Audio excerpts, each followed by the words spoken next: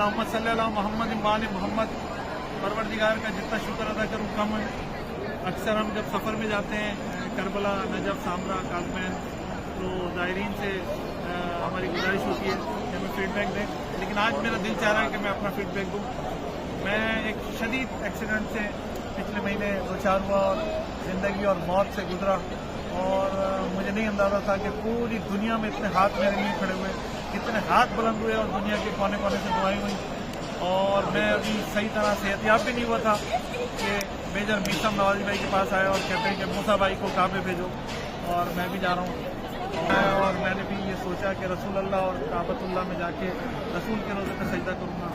اور اس دفعہ جو میں آیا ہوں، سالار تو مولا ہمیشہ بنا دیتے، لیکن بیماری کے بعد پہلی دفعہ میں دوبارہ اپنے سفروں کا آغاز کیا ہے، کربلا اور نجف کا کعبۃ اللہ سے کیا ہے. میں احسان مند ہوں امام زمانہ کا شدید کہ اپنی